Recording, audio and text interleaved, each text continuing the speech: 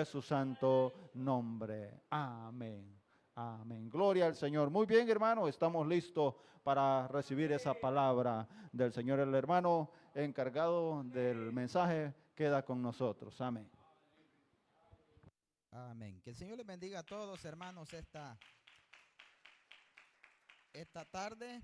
Son bienvenidos todos a la casa del Señor. Como ya lo decían nuestros hermanos, Dios bendiga, ¿verdad? Nuestro hermano Antonio, nuestra hermana Gloria, ¿verdad? Que le tenemos con nosotros esta tarde. Es un privilegio para nosotros, ¿verdad? El tenerles, pues no siempre acostumbramos a tenerles en este lugar, y cuando nuestros hermanos andan, ¿verdad? Acá por nuestro país, pues aprovechan el tiempo y vienen a la casa del Señor. Vamos a leer, hermanos, los versículos que aparecen ahí en la pantalla en el primer libro de los Reyes, capítulo 19, verso 1 hasta el 9. Vamos a leer esta tarde. Amén. Vamos a pensar unos minutos, hermanos, en ese pensamiento que hay en la cueva. Decíamos, primer libro de los Reyes, capítulo 19, verso 1 en adelante. La palabra del Señor dice de la siguiente manera: Acab dio a Jezabel la nueva de todo lo que Elías había hecho y de cómo había matado a espada a todos los profetas. Entonces envió Jezabel a Elías un mensajero diciendo: así hagan los dioses y aún me añadan, si mañana a esta hora no nos ha puesto tu persona como lo de uno de ellos. Viendo pues el peligro, se levantó y se fue para salvar su vida. Y vino a Beerseba, que está en Judá, y dejó ahí a su criado. Y él se fue por el desierto un día de camino, y vino y se sentó debajo de un enebro, y deseando morir se dijo: basta ya, oh Jehová, quítame la vida, pues no soy yo mejor que mis padres. Y echándose debajo del enebro se quedó dormido. Y he aquí luego un ángel le tocó y le dijo: levántate y come. Entonces él miró, y he aquí que su cabecera era una torta cocida sobre las ascuas y una vasija de agua. Y comió y bebió y volvió a dormirse. Y volviendo el ángel de Jehová la segunda vez, le tocó diciendo: levántate y come, porque largo camino te resta.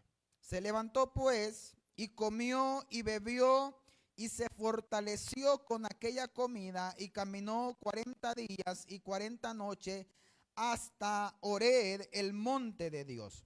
Y allí se metió en una cueva donde pasó la noche, y vino a él palabra de Jehová, el cual le dijo: ¿qué haces aquí, Elías? Amén. En cierta ocasión, hermano, no hace mucho tiempo, pues yo compartía este mismo pensamiento en la célula, pero lo compartíamos, hermanos, desde el punto de vista viendo y buscando lo negativo de estar en la cueva. ¿Y qué es lo que nosotros podemos encontrar estando en esas cuevas? Dios le hace una pregunta a Elías y le dice: ¿qué haces aquí? Dios, hermanos, a cada uno de nosotros nos ha determinado un propósito, una misión, y Él quiere, hermanos, que nosotros ese propósito y esa misión no la descuidemos. Él quiere que nosotros tampoco, hermanos, hagamos como lo hizo, ¿verdad? Aquella persona a la cual se le confió un talento, e ir y enterrar ese talento y al final, ¿verdad?, no obtener ninguna ganancia de aquello a lo cual se nos ha confiado. Cada uno de nosotros, hermanos, el Señor ha confiado algo especial, algo maravilloso, de lo cual un día nosotros tendremos que dar cuenta. A Dios, hermanos, el profeta Elías en la cueva no le servía de mucho. ¿A dónde es que Dios le servía el profeta? Pues estando allá al frente de la batalla, que más adelante, ¿verdad? Dios le dice a Elías que salga de esa cueva porque aún le queda trabajo por hacer. Tenía que ir, dice, a ungir a su sucesor. Tenía que ir no solamente a ungir a su sucesor, sino también a ungir a un rey de Siria. Y eso, hermanos, era el trabajo que Elías iba a realizar, pero estando en la cueva no le servía de mucho. Pero ya lo decía, ¿verdad? Esos fueron como los puntos negativos que vimos en la célula. Pero ahora veamos, hermanos, que hay en la cueva, viéndolo como del punto positivo, porque no todo es negativo. En primer lugar, hermanos, veamos, porque en la Biblia aparecen diferentes cuevas o diferentes ocasiones, ¿verdad? Que personas estuvieron en cuevas. Veamos, hermanos, por ejemplo, en primer lugar, la cueva del Adulán. Una cueva, hermanos, donde una persona llamada David, aún no era rey, vino, hermanos, y halló refugio, halló un lugar seguro, halló, hermanos, un lugar donde él pudiese, hermanos, quizás tener su base de operación para salir a enfrentarse a todo aquel, hermano, que se levantara en contra de él.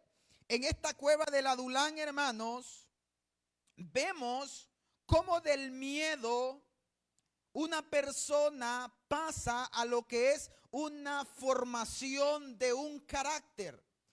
Cuando David entra, hermanos, a esa cueva, entra, pero entra con un temor en él.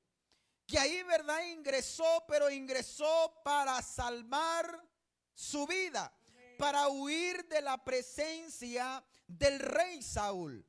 Pero ¿qué sucede dentro de esa cueva? El carácter de David, hermanos, es transformado, es forjado, y cuando ya David sale de esa cueva, ya no sale con el mismo carácter, ya no sale con el miedo en el cual, hermanos, él ingresó a esa cueva. Todo lo contrario, es un carácter, hermano, fortalecido, un carácter de un guerrero, un carácter de una persona que ha podido, hermano, sobrellevar y anteponerse ante el peligro. Quizá muchos de nosotros hoy en estos tiempos, quizás no estamos en una cueva literalmente viviendo, pero muchos de nosotros quizás en nuestra vida en más de alguna ocasión ha habido miedo.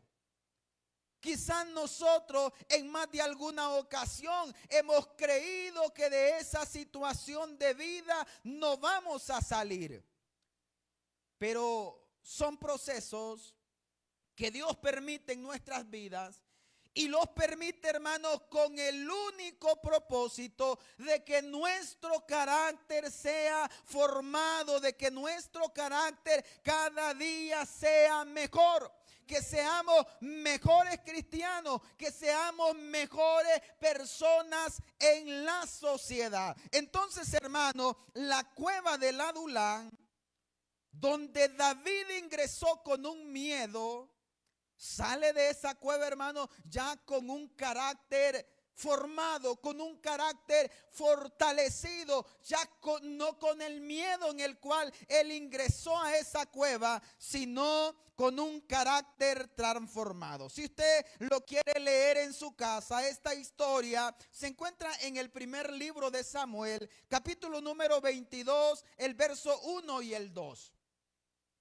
Dice de que en esta cueva fue, hermano, donde se escondió David, pero no simple y sencillamente se escondió, sino que también, hermano, se formó o se tornó un lugar o una base donde David pudo, hermanos, entrenarse para ser el futuro rey de Israel.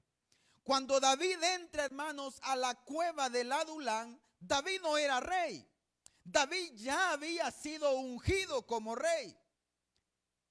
Pero como se lo decía anteriormente, Dios tiene un propósito para nuestras vidas. Dios tiene algo que nos ha dado y Él quiere que nosotros trabajemos en ese galardón que Él nos lo ha dado. Y David, hermanos, entra a esa cueva, pero entra como un muchacho más. Pero de ahí, hermanos, David lo convierte esa cueva en un escondite, hermanos, y un lugar donde va y se entrena para ser el futuro rey de Israel. No es cierto que ahí David, hermanos, estuvo con otros 400 hombres más.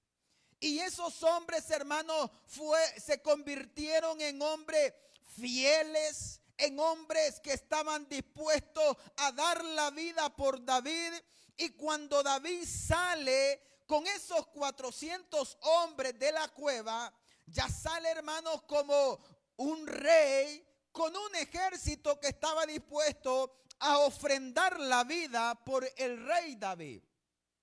En esta cueva, hermanos, fue un refugio no solamente para David, como lo decía anteriormente, también pudieron venir a refugiarse alrededor de un número como aproximadamente de 400 hombres. Estos dicen, hermanos, que no eran personas, como podemos decir, lo mejor de lo mejor, no.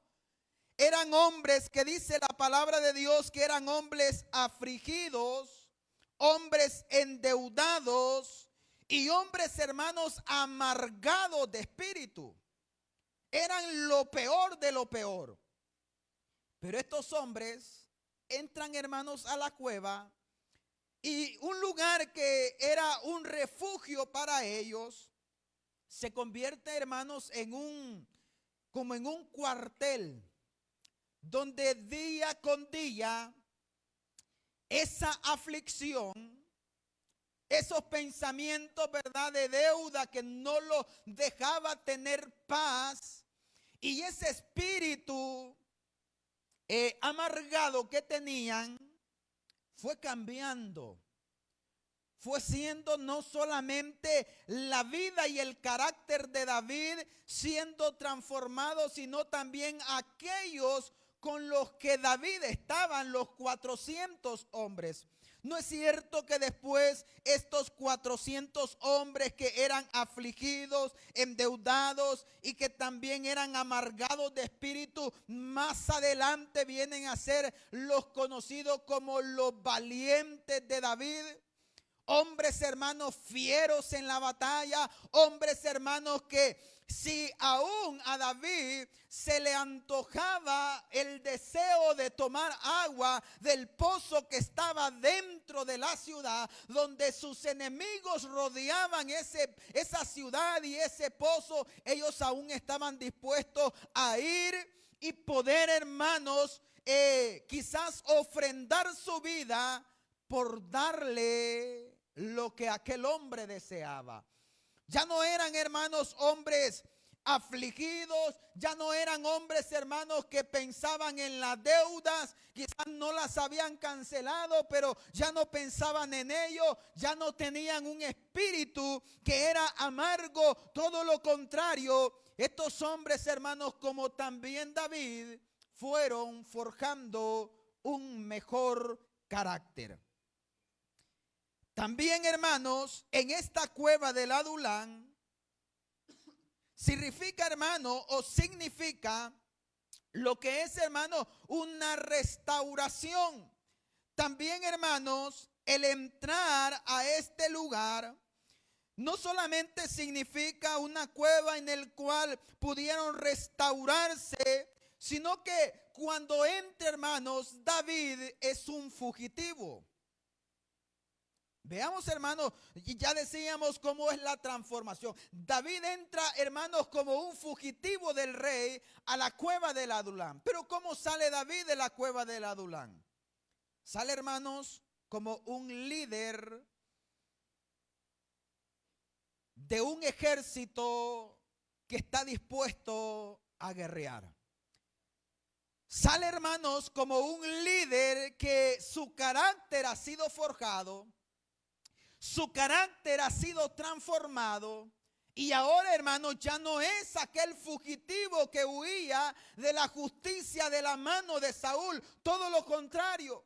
Ya sale, hermanos, y sale con un carácter forjado, de una forma de pensar muy diferente. David, hermanos, estando en la cueva del Adulán, se cree de que ahí este hombre, hermanos, escribió 2 salmos.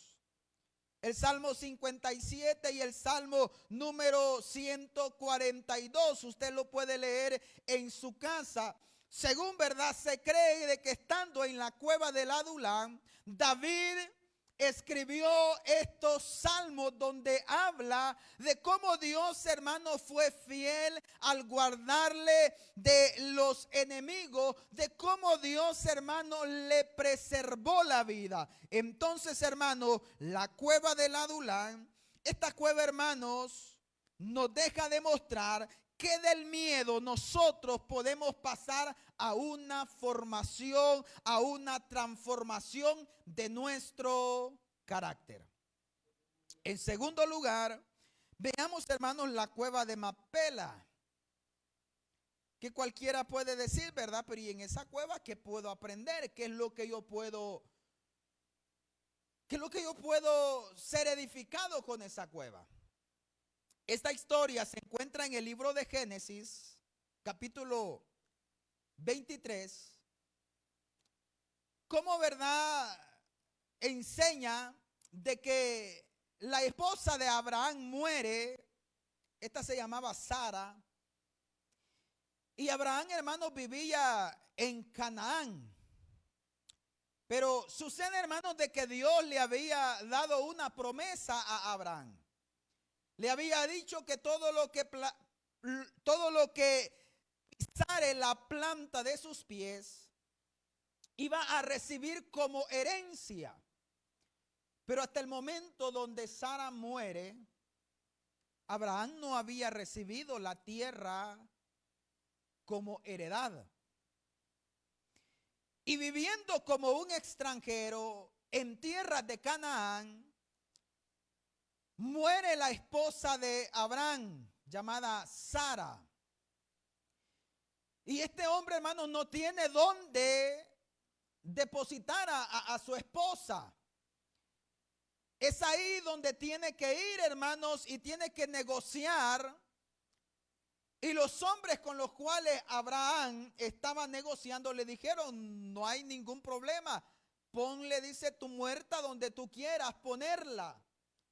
Y Abraham, ¿verdad?, hizo lo mismo que hizo el rey. Y dijo de que no iba a ofrecer a Dios algo que no le costase. Y Abraham dijo también lo mismo. Dijo: no es posible.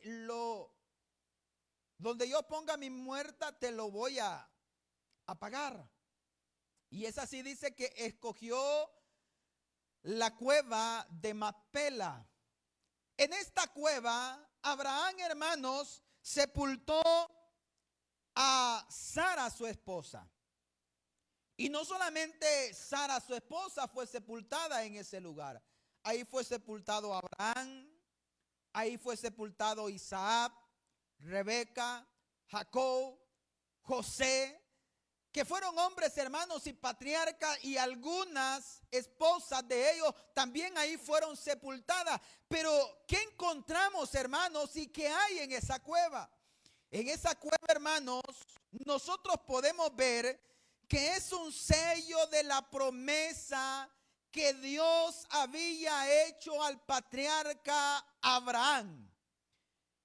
Es, hermanos, como la primicia de lo que fue, hermanos, la obtención de las tierras de Canaán.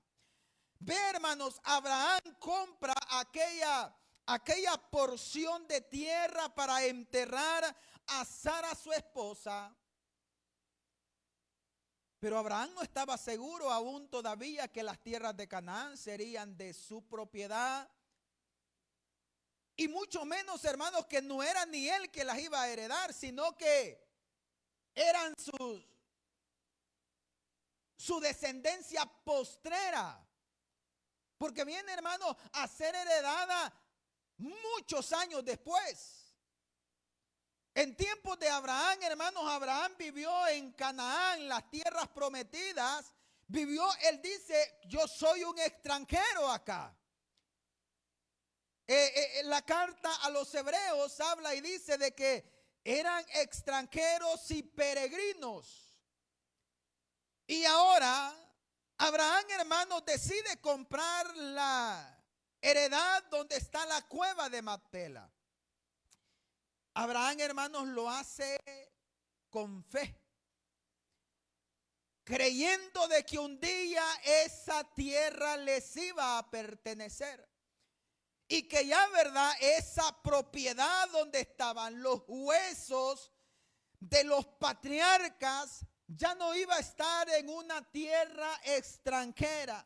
Ya no iba a estar en una posesión la cual no le pertenecía a los descendientes de Abraham. Todo lo contrario, el comprar, hermanos, Abraham, esa cueva de Macpela, es, hermanos, el inicio o el sello de la promesa en la fe que este hombre tenía de que Dios un día le iba a cumplir la promesa que un día le dio. Este hombre, hermanos, compra ese pequeño trozo de tierra y fue, hermanos, el único pedacito de terreno que Abraham compró. Usted puede leer la historia, está en el libro de Génesis de Abraham. Y usted no va a encontrar de que Abraham anduvo comprando más terrenos.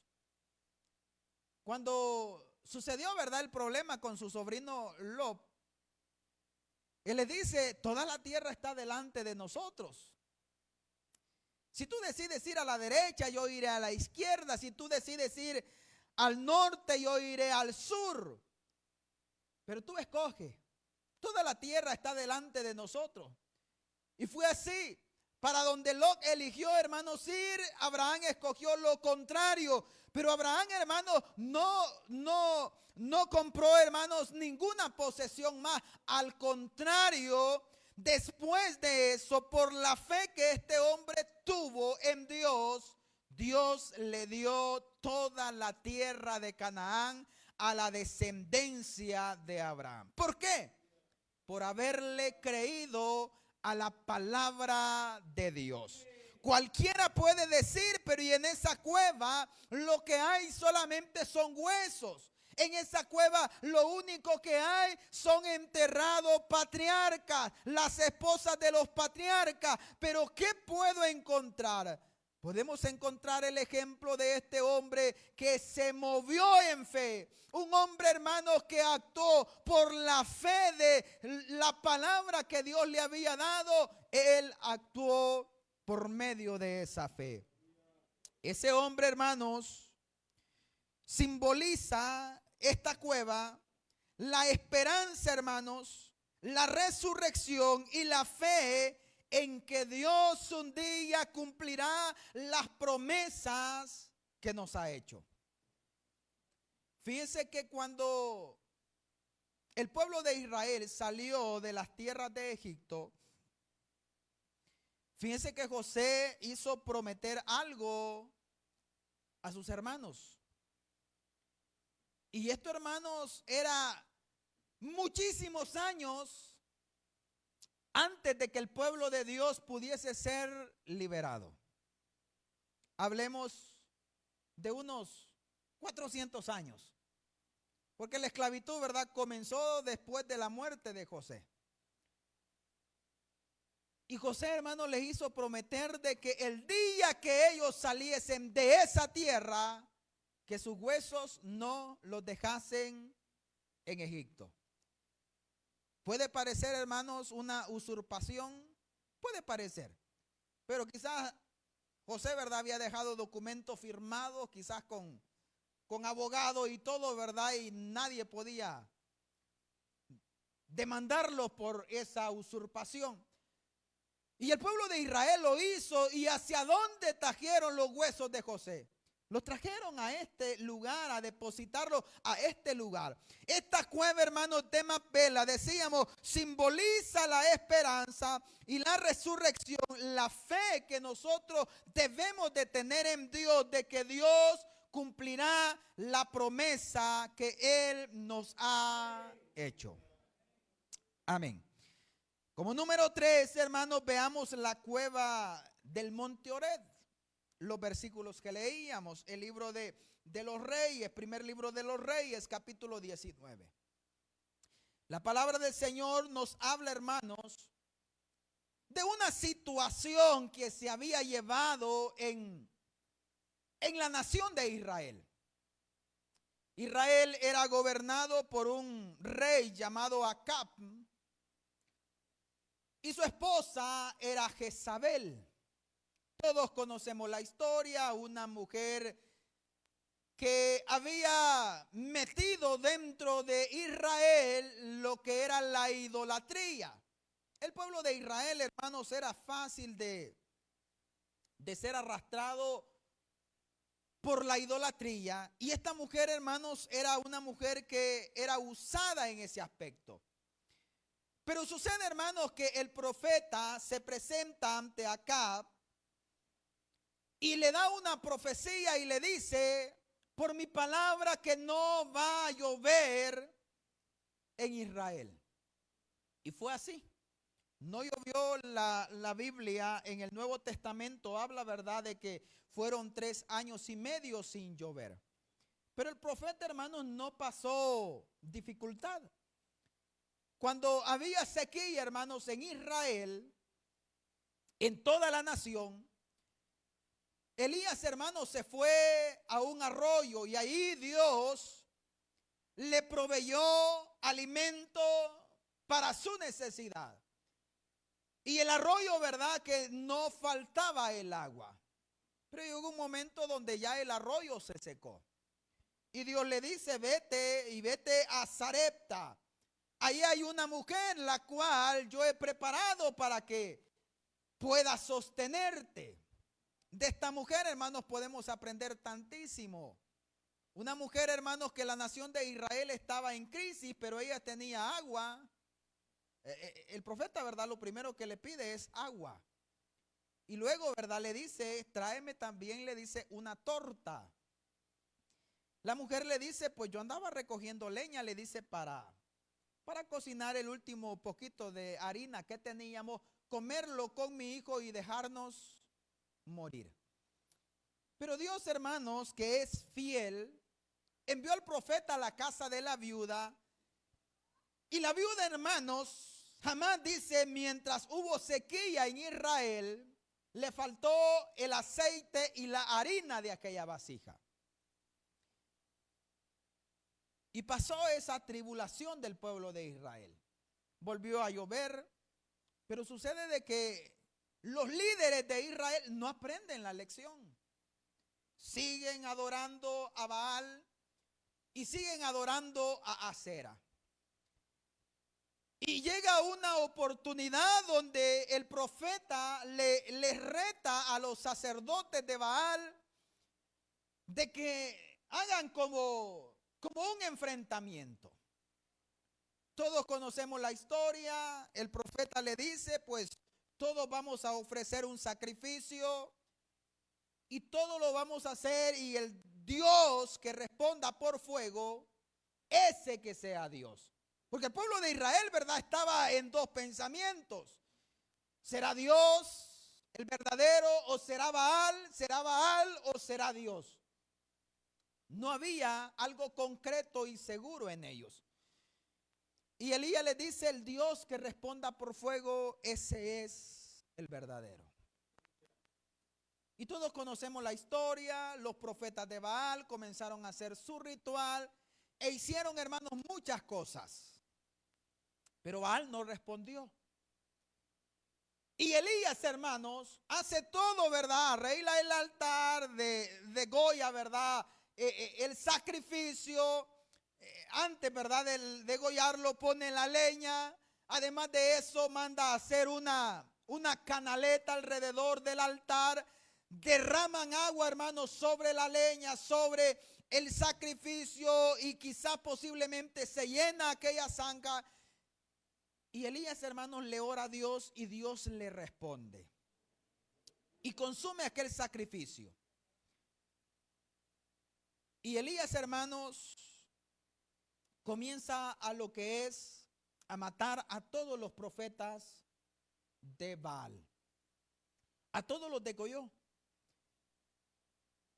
Cuando Jezabel se entera, ahí estamos en el capítulo 19, se entera de lo que había hecho Elías con sus sacerdotes, con sus profetas, le manda un mensajero y le dice: así me hagan los dioses, si el día de mañana a esta hora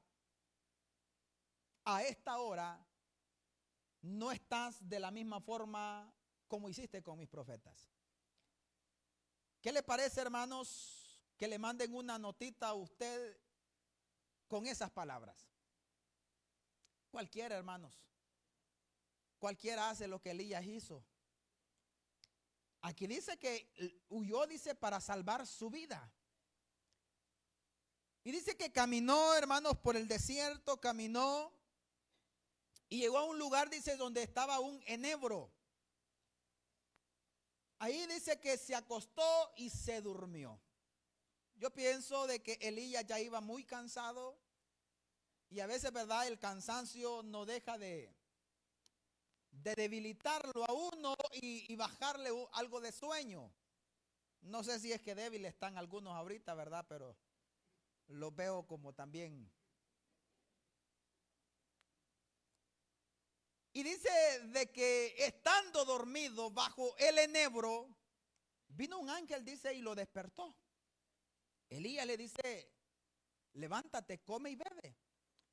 Y dice que no se había dado cuenta, dice que de almohada tenía una torta de pan. Imagínense, hermanos, que cerquita estaba el sustento para Elías y no se había dado cuenta. Comió, dice, bebió y se volvió otra vez a dormir. El ángel lo vuelve a despertar y le dice: come y bebe, porque resto camino te queda. Comió, bebió, se levantó y volvió nuevamente a caminar, y llegó, dice, al monte de Ored. Ahí en ese monte de Ored había una cueva. Y dice que Elías dijo: quizás aquí voy a pasar la noche. Y se metió. Y sucede, hermanos, lo que muchas veces nos ha pasado a nosotros. Nos metemos a la cueva y decimos, ¿verdad? No, por un tiempo voy a estar aquí. Pero nos acostumbramos. Nos quedamos. Y quizás algunos, ¿verdad? Ya quizás hicimos algún depósito para dormir ahí y ya nos sentimos seguros ahí. Hay quien, ¿verdad?, que no quiere salir de la cueva en Ored. Y viene Dios y le dice a Elías: pero Elías, ¿qué haces ahí? ¿Qué haces ahí? Yo no te he puesto en esa cueva. Yo no te he mandado a que vayas y que estés dentro de esa cueva. Ya Elías, hermanos, sabía cuál era el propósito que Dios tenía para con él. ¿Qué es lo que podemos, hermanos, aprender en esta cueva? Elías, hermanos, va y lo que él primeramente, hermanos, busca es un refugio. Recordemos, la reina Jezabel, lo que procura, hermanos, para Elías, el profeta, era matarlo. Y fíjense, hermanos, que las amenazas de esta señora no eran solamente, como decir nosotros, ¿verdad?, solo es bulla. No. Elías, hermanos, tenía argumento. En cierta ocasión le dice a Dios, ¿verdad?, yo solo he quedado. No era cierto, ¿verdad? Pero ya esta mujer había asesinado a muchos profetas. A los que muchas veces, hermanos, financiaban a profetas, les ayudaban a los profetas, la Jezabel los mataba. porque eran participantes, ¿verdad?, de los profetas. Esta mujer, hermano, estaba en contra de los profetas. Y Elías va y en la cueva del monte Oreb, Elías lo que encuentra, hermano, es un refugio para huir de la reina Jezabel. Elías, hermanos, cuando entra a la cueva, sin antes enfrentarse a la reina Jezabel, Elías se siente derrotado. Fíjense que Elías, hermanos, más adelante de los versículos que hemos leído, e incluso, hermanos, le llega a pedir a Dios y le dice, mejor quítame la vida. ¿Quién es una persona que desea la muerte? Es una persona, ¿verdad?, que puede creer que para él ya no hay una oportunidad, una solución, ya no hay una salida a su problema o a su necesidad. Y este hombre dijo, si yo salgo de esta cueva, Jezabel hará cantidades de cosas conmigo. Es mejor morir en las manos de Dios. Cualquiera puede decir, ¿verdad? Este hombre, el deseo que tenía era el mejor. Pero fíjense que no. Para Dios, hermanos, aún no era el tiempo de llevarse a Elías. Si usted se da cuenta, ¿verdad? Elías no murió. Fue llevado al cielo, dice, en un carro de fuego, un torbellino lo arrebató, lo apartó de su criado Eliseo y se lo llevó. Y aquí este hombre, ¿verdad?, se siente derrotado. Acá este hombre dice, mejor quítame la vida, cuando no se daba cuenta de lo que Dios tenía preparado para su vida. Este hombre, hermanos, estando en esa cueva, ahí Dios le habla, hermanos, por medio de un silbo apacible. Y este, hermanos, era un silbo delicado. ¿No es cierto que después que Dios le hace la pregunta a Elías, hay bastantes acontecimientos? Si no, vea lo que dice el versículo 11 de este capítulo 19. Él le dijo, sal fuera y ponte en el monte delante de Jehová. Y aquí dice, Jehová pasaba y un grande y poderoso viento que rompía los montes y quebraba las peñas delante de Jehová, pero Jehová no estaba en el viento.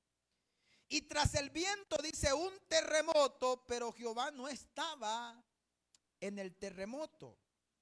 Y tras el terremoto un fuego, pero Jehová no estaba en el fuego.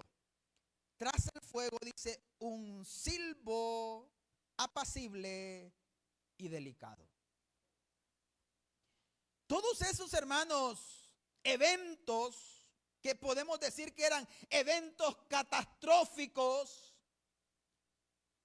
que cualquiera puede decir, ¿verdad?, que si no es Dios el que mueve esos eventos, nadie lo pudiese hacer. Pero la realidad, hermanos, es de que Elías vio todo ello. Un viento, dice, que partía montes, rompía rocas, y luego de ello dice un terremoto. Ya puede imaginarse, hermanos, un terremoto. Y luego dice del terremoto un fuego. Imagínense, hermanos, para rematar, como dice, un fuego. Después del terremoto, hermano, un fuego. Pero Jehová dice, no estaba ni en el viento, ni en el terremoto, ni en el fuego. Claro, ¿verdad? Dios puede utilizar la naturaleza para hacer todos esos movimientos.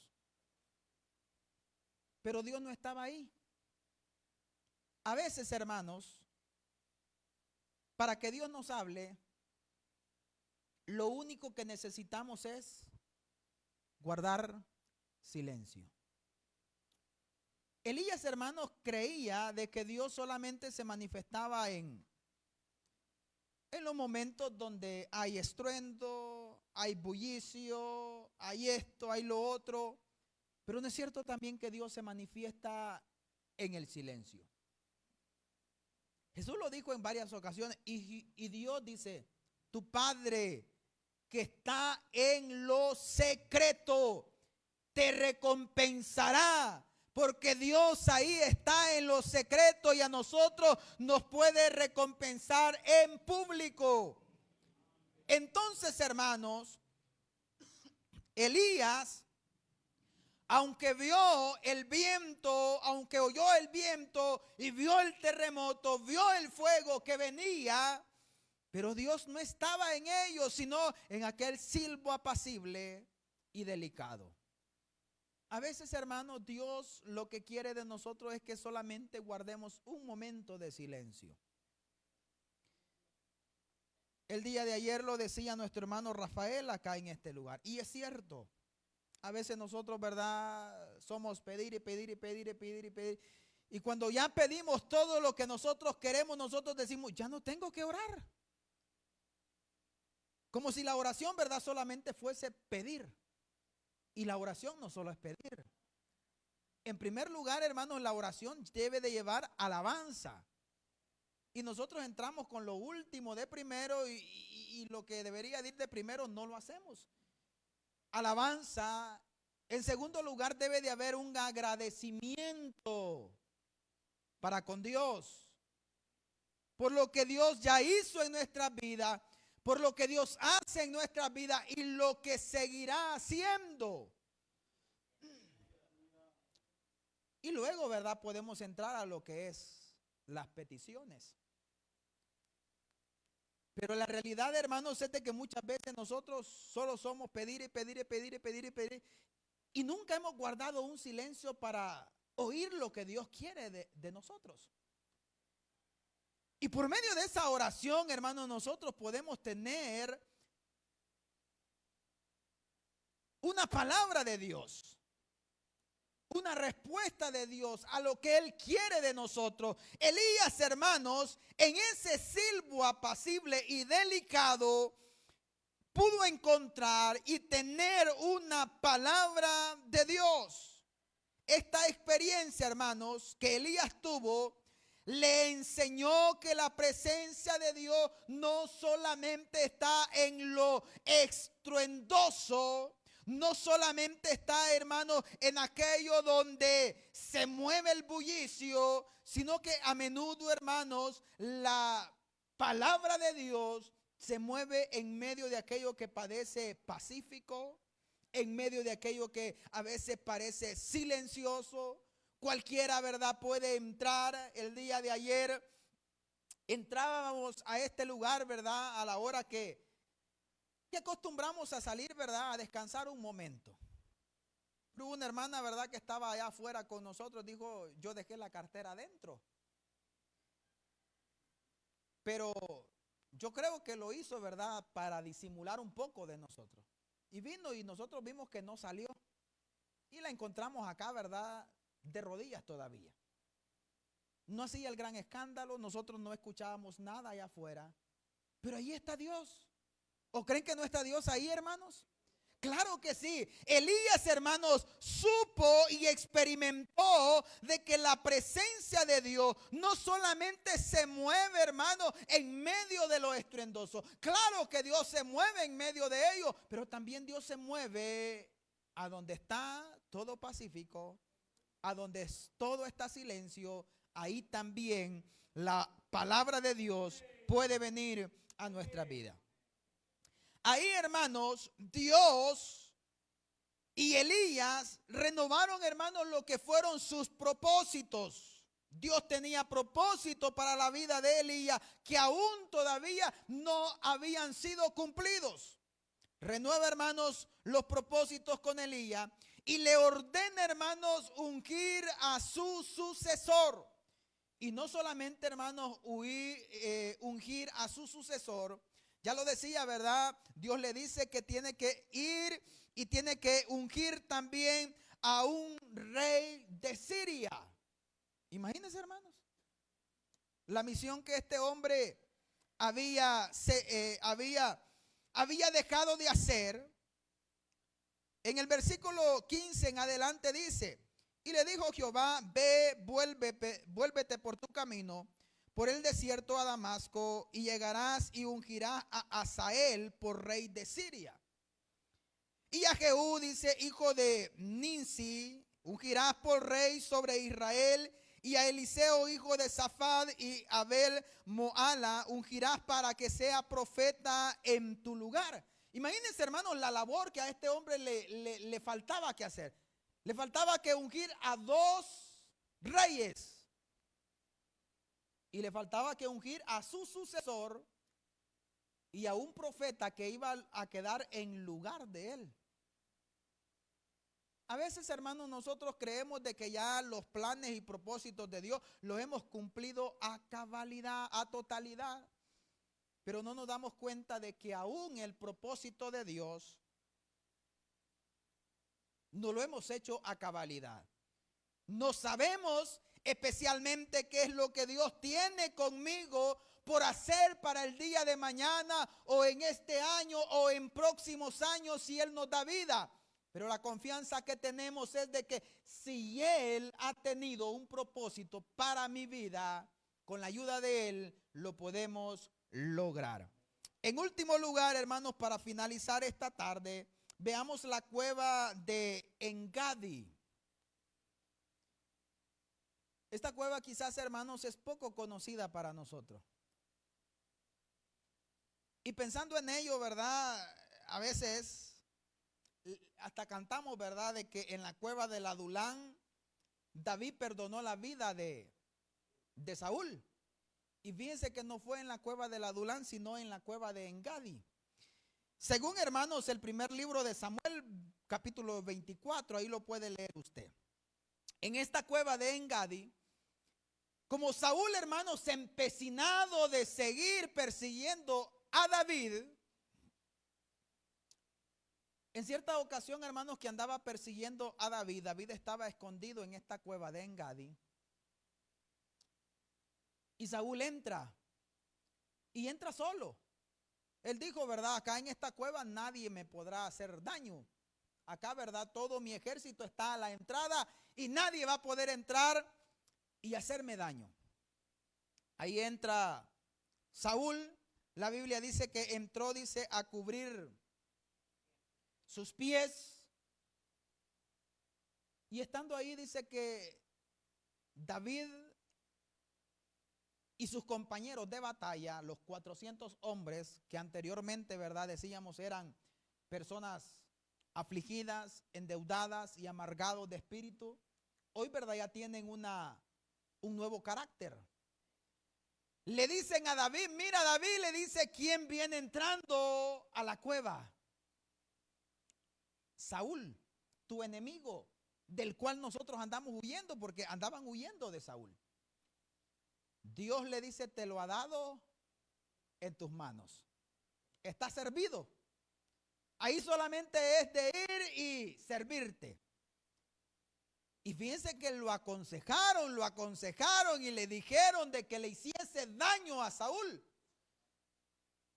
Y fíjense que David, hermanos, tenía temor. Y a lo más que David llegó, hermanos, fue que dice que le cortó un pedazo del borde del manto de Saúl. Ya todos conocemos la historia. Saúl sale de la cueva y no se enteró de que Dios lo había puesto en las manos de David y que David le había perdonado la vida en aquel lugar. Saúl sale, pero David, ¿verdad? Quizás era como los cuzucos.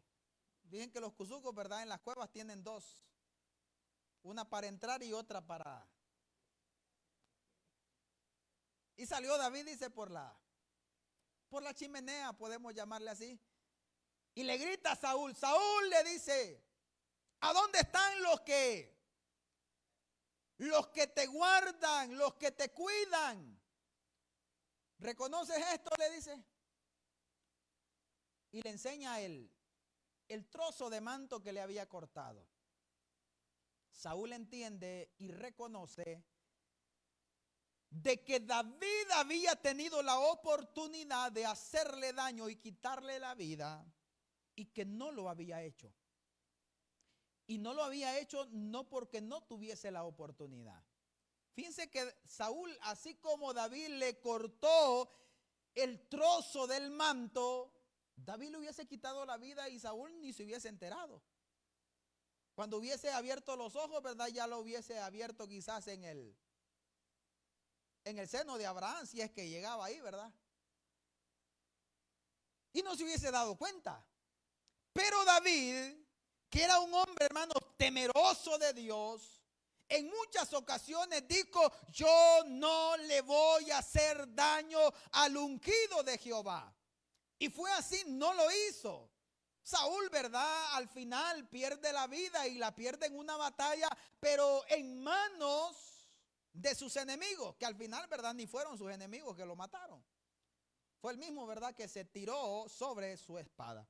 Pero la palabra del Señor, hermanos, en esta cueva nos quiere dar a entender de que en esa cueva, hermanos, es un lugar donde la misericordia se deja ver.